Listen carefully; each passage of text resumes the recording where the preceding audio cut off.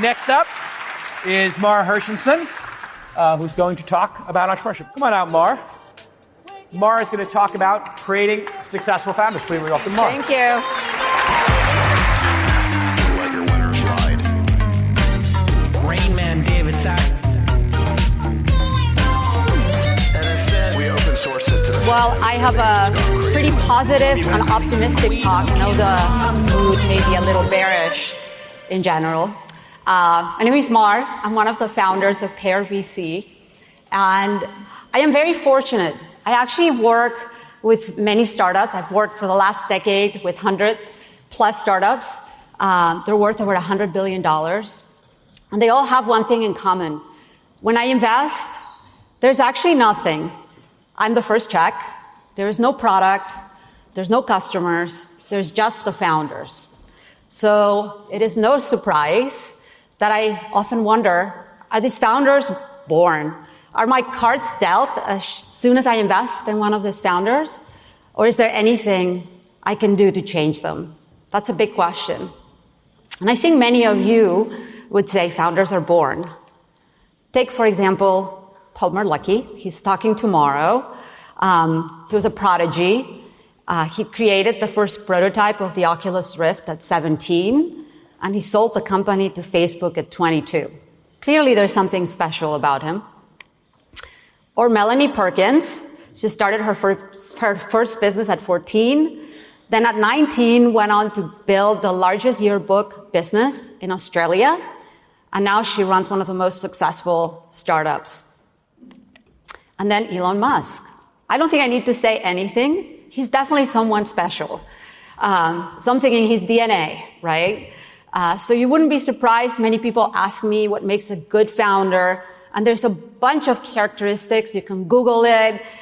People come up with a bunch of things like risk-taking, resilience, ambition, etc. And in fact, there's some research by academia that shows that people have some innate properties. So researchers at Northeastern surveyed hundreds of entrepreneurs, and they counted that 42% of them had started a business as a kid. So actually, that's a good hint for anybody making angel investments. Maybe it's a question you can ask. Now, there's also data that shows that founders can be made. And while there are 37% of founders, the repeat founders in companies today, 59% repeat founders are in the top unicorns. So that means at least you learned something from your first experience. So it would be reasonable to believe that there is some relationship about, what's your chances of being successful to how you're born. However, I do believe there's something you can do, right? There's some energy or some modification that would put you up in that chart. And I think the wider arrow shows that at the early parts of that chart, you need a lot of effort. And in fact, this is what I've learned from being an investor. Roughly, and these are all rough numbers, out of the 10 companies we back, 2 will fail, no matter what we do. That's just almost their destiny. And Jason wrote a blog post in 2015, so that's a long time ago, that's titled, "You Don't Have What It Takes." I recommend you reading it. And basically the summary is, some people just don't have what it takes. It would take so much effort to change them that you might as well give up, right? Okay, so now out of 10 companies we back, 2 will succeed no matter what. Us people in venture like to take credit. But truly, the founders, there's a percentage of founders that work independently of us. We backed DoorDash early on. There's a picture of their founders. And I can tell you that Tony Xu, the CEO, would have made it with or without any of his investors. And then there are 6 companies that I think we can influence. Okay, there's something we can do. And the question is perhaps, what could you do with that 60%? How can you make them more successful? Or maybe better, if you're at the top 10%, can you accelerate their success? That's a big question. And that's what I'm really passionate about. Can you create more successful entrepreneurs? And why is it important? Why should you care? I think this is the right audience. You don't have to say. There are many numbers to show that having more entrepreneurs is good for the economy. You can read them, but just more entrepreneurs means a better world. So the question is, how can you build these entrepreneurs? Is there a magic machine where you can actually take a regular founder or a regular person and out comes a successful founder? Okay, so at the risk of being elitist, I am going to say that one of the closest machines of entrepreneurship is Stanford University. And the numbers actually show it. 10% of unicorns have founders that attended Stanford. And what's even more, in the All-In Summit, I actually went through all the LinkedIns, 40% of the speakers attended Stanford. And I think all of us have started something, whether it's 538 like Nate, or a venture firm, or a company, or multiple companies. So there's some special gene, right? And the question is, what does Stanford have that other people don't have, right? It's a higher ed institution.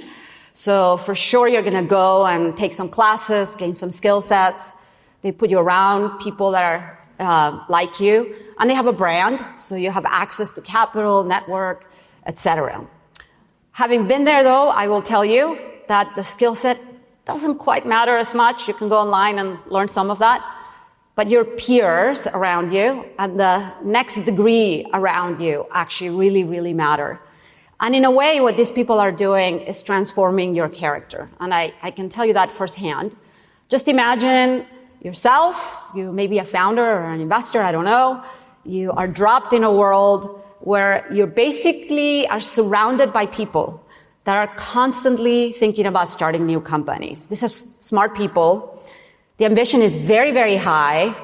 There's innovation almost breathing everywhere. And nerding out is very okay, right? So by doing this throughout years, you actually become one of them. And your peers are really fundamentally changing your character. You become somebody that starts to believe in themselves. You can do it. You learn basically to expand your own ambition, right? You may think 100 million exit is good, but if you go to Stanford, you know that's not good enough, right? So you're setting your own bar. It's a really interesting process. And the question is, are there other machines like this? Or is Stanford just the only way to do it? But the good news is there are other places that do this, or there are other forms of doing this, I would say. And one of them, perhaps, is the PayPal Mafia. I think a lot of them running around here in the next couple of days. You all know that they started many successful companies, Tesla, LinkedIn, Palantir, Affirm, YouTube, Yelp, Yammer, et cetera, right? There's something magic about having been there at that point in time. I haven't researched them, and I don't have that much direct contact, but according to Sarah Lacey, who's a journalist, and she spent a lot of time researching them, she concluded there was the confidence that they gained when they were there. Now, I'm not sure, but maybe in the Q&A, they will reveal the secret. There's other mafias. This one I'm more familiar with. This is Rappi. Rappi is a company that was founded in 2015, so not that long ago, in Colombia, and it really transformed the LATAM startup environment. There's been 100 plus companies created by Rappi employees. It's crazy. Even almost 50 in Colombia. It literally changed the country, which is a big deal. I have the privilege of working with a few of these founders, and there's something common in them. They all have this sense of ambition that, super fast growth. It's really interesting how they're almost cut from the same cloth. So there are other places. And I think we had the mayor here earlier. I guess he would claim that Miami is on its way to doing some of that. So there are places. So I want to tell you about a couple of experiments that are personal to me that I've been running, and hopefully will inspire you to do something on your own. Okay. The first one is, I teach a class at Stanford. It's a startup simulation class. You have to, for one sec, forget it's at Stanford. I'm actually taking it to other colleges as well. It's not your usual class, okay? So it's actually not your usual class in the sense that I never lecture. There is no lectures from me. There's almost no communication from me. So I've been teaching this class for 6 years. We will take 8 teams. These teams have 4 to 5 people. And you cannot have a startup when you come to this class. In fact, you must be way earlier. You only have an idea, or you may have a couple of ideas. But if you have something that you've been working on for a while, you're automatically disqualified. Okay? So everybody that comes in knows very, very little. And then what the class is designed to do is to just maximize your peers' interaction. Because I believe that that's the way that you can create founders. So how do we do that? First, we're very lucky that I can actually craft the class. So even within Stanford, you have to get admitted to this class. There's only 20% acceptance. So I'm able to figure out who do we want to get in. And then the trick is to force each of the teams to present to each other every week. And I know it sounds really simple, but just by doing that, you're actually motivating and teaching by example. And the results are pretty incredible. We actually have 1 to 3 companies per year that get started. I think we have 2 unicorns. There's 600 million capital raised. And I think what's really, really interesting is that every year I'll get some pretty nerdy PhD student that goes off to be a successful founder. So it's very impressive. And this one, which is really interesting, when I first started, 20% of the kids were females. And I said, well, I bet we can shape the class. So throughout the years, we've been increasing female enrollment. And I can tell you that the results have not changed. We actually now have more female-founded companies. And this is actually something I care about. So I went, thank you.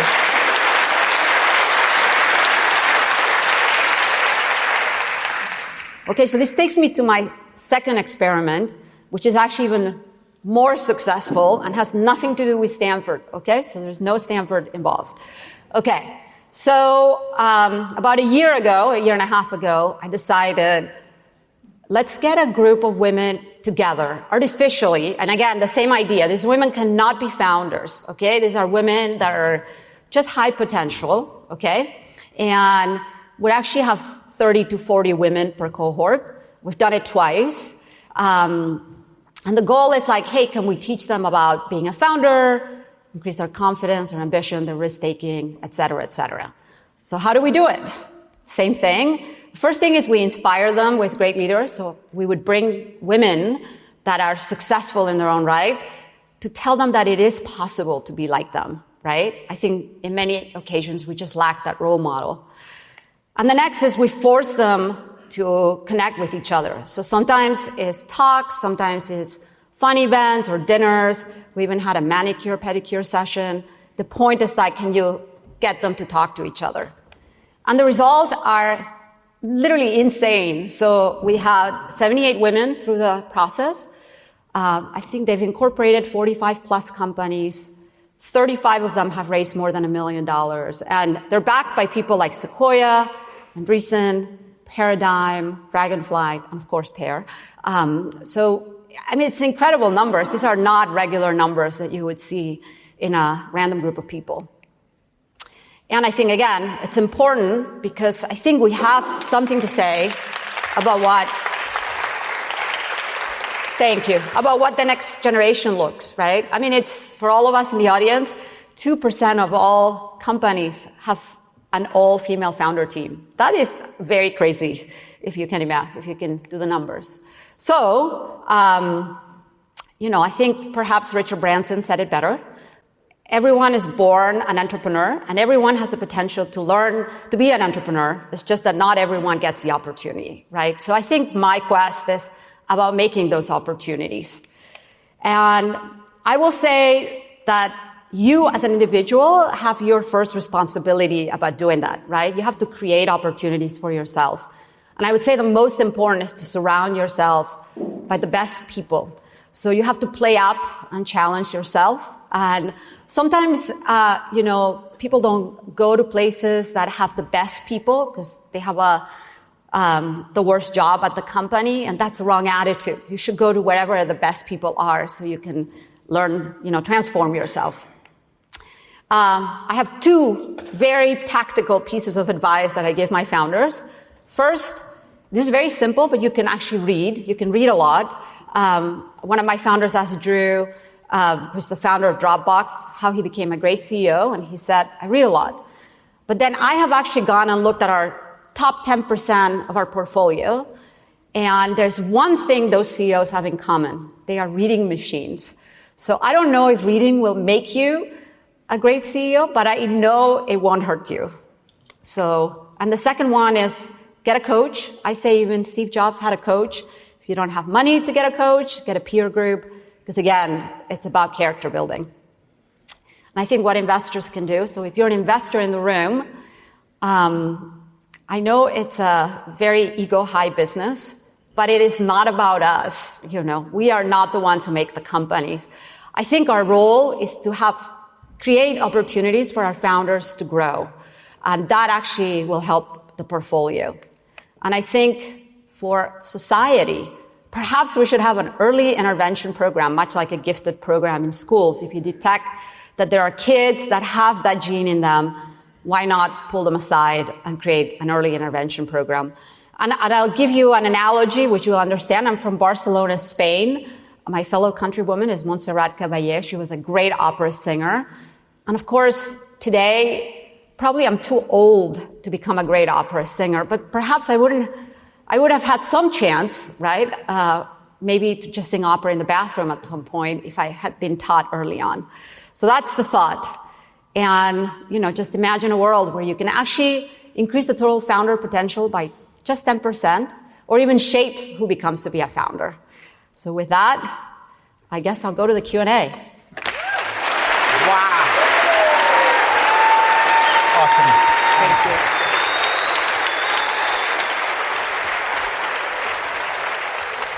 In the middle. You're in the middle. Yes. That's amazing. What a great talk. That's amazing. This is very intimidating. I know, but somehow the four of us are going to get through it. It was an incredible talk. Somehow. God, you're good. I have to say, we're watching the talk backstage, and the nodding that we were each having, and, collectively we've invested in, I would say closer to 1,000 companies now, and we're nodding, and thank you for putting my blog post up there from years ago, You Don't Have What It Takes, and I just realized, wow, one of the fundamental problems we have, and I think having David here from the PayPal Mafia speaks volumes, one of the fundamental problems in entrepreneurship is that you pointed out is people have to see it in order to be it. And, when you look at what happened at PayPal, and I'm really interested in hearing David's perspective on this, they got to see each other at Stanford, and 40% of the speakers have been to Stanford here at this event. I didn't even know that. Thank you for doing that statistic. Yeah. But it seems like the fundamental problem we have in society, you can expand this, and we were talking about how the mayor being on before. Are you getting to a question? Dovetails, yes. And the rest of us have questions. But this is the fundamental problem. We need people to understand that entrepreneurship and opportunity in this country is available to 100% of the people here. They have that opportunity, but because they don't see someone like themselves, a woman, a person of color, a woman who is a person of color, et cetera, et cetera, et cetera, they need to see it to be it. That's the problem, isn't it? Well, you summarized it really well. And I asked you to do the talk next time. Well, I listened. Yes. When you started this program, what was your goal? What did you think was going to happen? Honestly, I didn't think it was going to be, I didn't think the conclusion was going to be as big, right? I mean, if you get 20% of women to start a business, that would have been amazing. But we're getting almost, I would say, 60% of them or 70% of them are going off and starting a business. It's crazy. I mean, when you take both of those two programs together, the results are pretty... Crazy. They're pretty crazy. Yes. So, okay, take it out of the Stanford context for a second. How do people... I'll pick a city. You're in Cincinnati. What does it mean to have a peer group and a network that can create or catalyze like a PayPal like Mafia there? Or even if it's in Miami or in LA or wherever you are, that seems like a really hard It's a really hard problem. So luckily I'm young enough that I'll be able to iterate. But Zoom may make that a little bit easier too, right? I think you need that, it's not just enough to get a bunch of people together, right? You have to seed it the right way. So that's why I said, even for the female program, we'll get hundreds of applications and we have to go and interview everybody and see who can have high potential, right? So again, there's a little bit on the choosing of who goes into that program, and then you can shape them. So again, it's that curve. If you are too far to the left, then your job is really, really high. I used to probably once a week read Business Insider or Insider. And then I stopped about 7 months ago, or no, maybe like in the last few months. And I'll tell you why I stopped. It was for two reasons. There was this article that they kept running, basically bashing the founder of Glossier. And to me, it just didn't make any sense because it's like, there are lots of people who, go through trials and tribulations at startups. And when you read about her journey, it didn't seem particularly different than anybody else. You try products, some of them work, some of them fail, you learn and you move on. But they would run it, and they were just hammering. They did it with the Away founder too. There's a tournament luggage thing, which was the craziest story. Unbelievable. So that's Stuart. So I read that story. And I was like, what did she do wrong? I never really understood what she said. did. Everybody work harder. Yeah, she was like, work harder. Let's make this company a success. One of my founders does that. I give him a raise. Yeah. Well, I mean, I think. Can I give you more equity? Yeah. Well, I think honestly that happens even to me. I mean, on board meetings, I look. I'm not an asshole, I'm a bitch, right? That's the summary of the situation. Yeah. Welcome to the club. We're assholes. Well, I'm not. I'm a bitch. Yeah. But anyway, that's why I stopped reading it, because I was like, this is really ridiculous, because what is it telling people? And then separately, they kept running this ad promoting this company called Cerebral, which last week got a DOJ subpoena for selling Adderall illegally to people. And so it's like, this is the imbalance that you see when things are presented that don't really make a lot of sense to me. There's a term for it in the industry, and I didn't come up with the term, chicks for clicks. And so they will look for a female founder and know chicks for clicks. Chicks for clicks? Chicks, as in a word for females. Chicks for clicks. They're all trying to get clicks. If you go after a female founder, you're going to get 10 times as many clicks. Oh, really? It's just more exciting. Of course. The Theranos story, I think, was such a great example of that. It was like a failed biotech company. I'm not saying that there wasn't fraud and stuff that happened there, but man, I mean, the way that escalated, the storyline, it was... Theranos as well. I mean, it's a founder plus a female founder. A founder misbehaving, quote unquote, plus a female founder just equals a little more. Even the wife of the founder of WeWork is more famous in some circles. She seemed more talented. I'm curious what your questions are for David about the magical moment of the PayPal Mafia. Yeah, what was the secret sauce like? Being the 17th most important guy at PayPal. Hey, he's now the 9th. He's moving up. No, he was clearly the 5th or 6th. You tried that joke already during your intros. It didn't work. Don't try and resuscitate it now. You had your chance on the pod. Okay. That was brutal. Yeah. I know. I felt no. I apologize to the entire fan base for Freeberg's intros. Come on. Look, I'll tell you something. Every guy on the stage, no one will ever tell them what I said because everyone works for him or wants money from him. So we can only do it to each other. We can only do it to each other. All right. So the answer is that at PayPal we recruited our friends to work at the company because literally nobody else was willing to come work at this crazy startup. Peter recruited his friends who he had gone to college with at Stanford. Max recruited his friends from U of I. That's how the initial team was recruited, is through friendship networks. But it wasn't like this was some exclusive club. It's just that nobody else wanted to be a member. And well, sorry, can I just say, at Facebook early days, it was exactly like that as well. It's like we had really qualified people from great schools, but it would not be the people that you would have thought. It's like the folks that spun out of Microsoft, couldn't succeed, and all of a sudden we were like, oh, or Boz used to teach Zuck CS, and it's like, yeah, why don't you just come in as the TA of the class? It was not. It was very ragtag. Did the trust make everyone, because they all knew each other from before, did the trust give everyone a stronger sense of being vulnerable and then developing themselves better? Because I do see a lot of these. Well, I mean, I see a lot of these companies and everyone's, it's like you see early stage companies and it's very political, who's going to last, who's not, because you don't really trust each other. You never work together. Well, Like, you know each other. Yeah, what I'd say is that you would think that the friendships would make it like this sort of calm, friendly environment. PayPal was actually a very frictional, contentious environment. But I do think that there is a trust element to it, which is we were constantly debating what the truth was and what we needed to do and what the big risks to the business were. And so we were yelling. In fact, Peter, when he hired me, he told some of the other people on the team, look, I want to hire David because I need someone here who I can yell at. And meaning, like, he didn't have to worry about hurting my feelings. He could just say what he really thought, and we could have an open conversation about what we need to do as a company, even if it meant yelling. So was it a culture of brutal honesty? Yes, absolutely. That's what Vinod talks about a lot, right? Yeah. Can I ask you guys a question, Mar and David? You use Rappi. So the last time I was here in Miami was to meet the Rappi founders, and I spent a couple of days with them, and I came away stunned. Kind of like what you said. I didn't realize it was that extensive, but there's a really special culture there. Yes.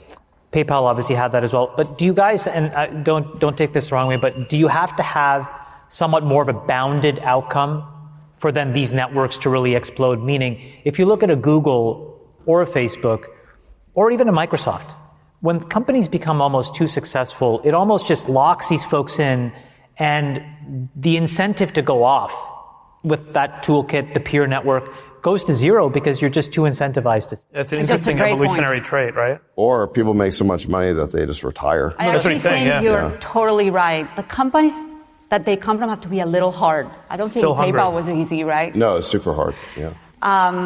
And when it's hard, you learn to be, to overcome hard things. And the whole company learns if there's brutal honesty, right? If it's hidden at the top and you think it's all right, nobody learns. But if you do, you do. And actually, I think the rate of success of people that came out of Google, relatively speaking, is not that high. Not that high. It's not that high because everything works. And everything is easy. Everything is easy. Yeah. But no, Freeberg, you run. Well, he's a Googler. Shit. Yeah, you're right. Sorry. But you're saying the Google people, Mar, to be clear, got very soft. Because it was too easy. They never learned. They never learned anything. They never learned. Like an overcooked quinoa. Right. There are more. This is actually interesting. There are more unicorns founded by ex-PayPal people than ex-Google people, even though at sort of the PayPal Mafia, if you define it as the pre-IPO group of people who worked at PayPal, there were only a couple of hundred in the Bay Area, whereas Google had like 10,000. So my theory on this, having observed it, at the early days of Google, the organization grew, the success of the company was exponential out of the fucking gate. I mean, like more than most companies we talk about nowadays. And as a result, all of the success was baked in. The monopoly machine started rolling right away.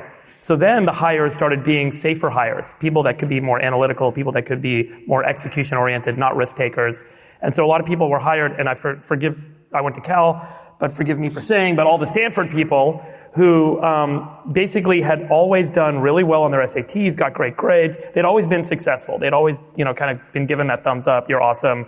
You're smart. Come here and do this job. They weren't the risk takers. They weren't the people who were willing to take risk to fail. And so the orientation was build a culture of people that just didn't take a lot of risk, executed. And then those people, they had this false sense of entrepreneurial success by working at Google because they were already on a rocket ship. Then a bunch of them left and tried to start companies, and they're like, oh yeah, you just build an app and 100 million people use it. It's like, dude, failure. Oh, and by the way, if you make it to 87 failures, then you'll have your moment of success, and none of them make it past point 30, right? And so I think, like, my observation with so many Google people I knew that left and started companies, they either weren't risk takers or they didn't have the grit and persistence needed to go through the failure to get there. And it was because that culture was defined by early success, and then everyone that joined was just execution operations oriented. 100%. Yeah. You mentioned something, maybe you can just speak a little bit more about it, but we used to do these things, which you talked about, where every week you would force people basically to present. And what you're almost doing, and I think what we learned was, you're desensitizing people to failure itself. And it just becomes a nothing burger because you're just seeing this litany of just randomly bad ideas almost. But that's what becomes so powerful, because then these random little things just become enormous. They shape you. They shape you. And you get very, very lucky. I remember, like, when, at Facebook I created this thing called Growth Circle. We used to run thousands of experiments a week, and we used to have folks present every week. And it was just 3 hours of monotonous failure, right? It was just one after another. But I think what it really did was allow people to feel okay trying the crazy idea. Yeah. Because they would see the 15 people in front of them wouldn't do it. So totally. Was that the key? That really is the key. That is actually the key. And actually, it makes a huge difference, right? If you hear they also inspire you. Whoever is actually doing great, you're like, I don't want to be the last person, the next week when I have to present. I want to be better than the person that presented last week and did great. But how do you it motivates you. But Mar, how do you get people that are those high SAT overachiever types to be okay? Yeah, you have to put them in a position. So I'll tell you one, for example, in the class, one exercise you can tell people towards the end. It's like, they're all having some startup or have some users or whatever. They don't have a startup, they have a project. I'll say, okay, your homework for next week is to 10x your sales. You have 1 week to do it. And people get really, really creative when you actually tell them that. And maybe they don't get to 10, but they'll get to 2 or 3 in a week. And I think that inspiration is enough for people to make the best out of themselves. I think great leaders do that, right? They ask for more than you think you're capable. People are capable. What about learning failure? Right, we were talking about this on the yesterday. We were having a conversation about, how do we make sure that our kids grow up and learn failure like we all learned? And failure, ultimately, I think, and persistent failure, I think, really taught me a lot about, putting up with failure, knowing that as long as you're doing the right thing, you'll get there probabilistically. How do you teach that? Because, folks, especially in an environment where they've always been successful, and how do you keep them from saying, I don't want to fail, I want to succeed because my orientation is to succeed. So when they start to fail, they run and they go do something easy, which they can succeed at. And actually at Stanford specifically, right? Yeah, exactly. If you made it to Stanford Not to keep bashing Stanford, but yeah. I went to Cal. But you are you've been an incredible student. You probably cured cancer or something if you got into Stanford today, right? So they've never really failed at life. This is an 18-year-old that has never suffered failure, at least as we understand it. You have to learn each of the students, what is their weak point, and make them actually do that, right? So one of the things I will do... To induce failure. Yeah, you provoke failure as quickly as you can. So, if you're a typical, computer science student, you probably can create an app. Well, these days, within an hour, you'll have something great, right? Try to get 1,000 users without spending a single dollar. Let them fail. Can you do it? Yeah. It's hard. Yeah. And then do it again. And some of them, the mental health problem is very very high, right? I think a lot of these people, the first time they fail, they can't take it. Let me ask you one more, because I'm sorry, Jacob, but my big 3 predictors of entrepreneurial success are grit, persisting through failure, bias to action, like you don't have an orientation to being analytical, you have an orientation to taking action, and a narrative. Because I think that the greatest entrepreneurs that we all know, Elon's obviously the penultimate example. Someone told me I used that word wrong, so I won't use it. Yeah, penultimate means second. Ultimate. Ultimate is what you're going for. Yeah, I feel like you're wrong on that, but I'll accept it. It may be the quinoa getting to your brain, but go ahead.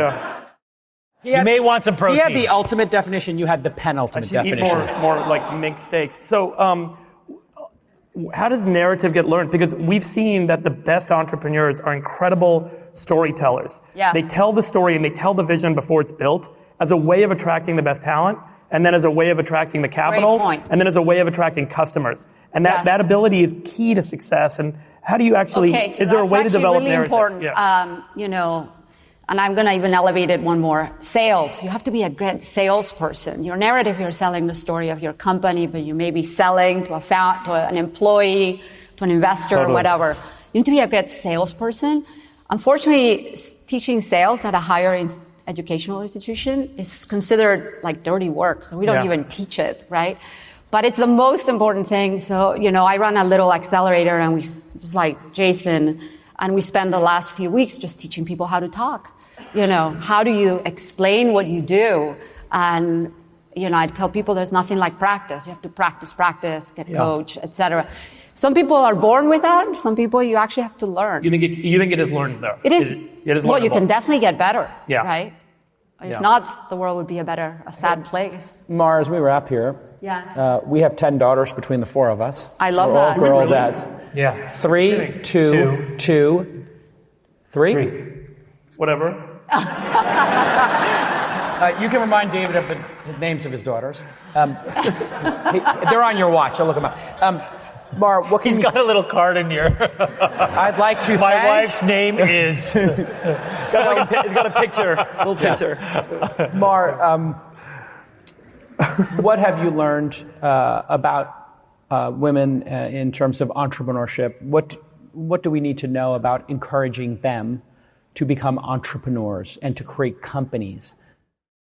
I think the most important is for women to believe in themselves. I think a lot of us don't. I think you Google imposter syndrome, and we all have it. Even myself coming here today, I was probably the person that practiced the most because I have that imposter syndrome.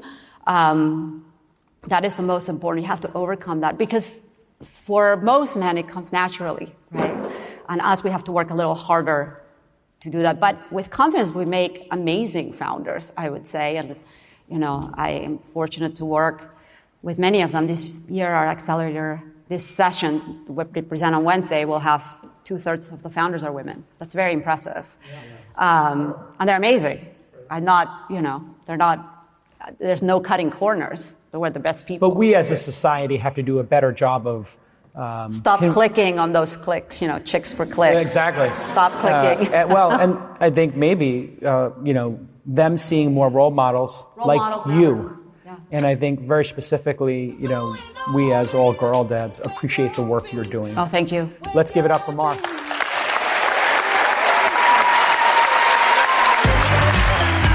Let your winners ride.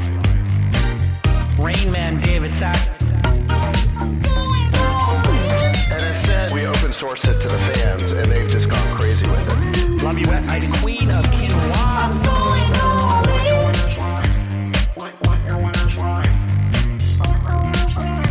Besties are back. That is my dog taking a notice in your driveway.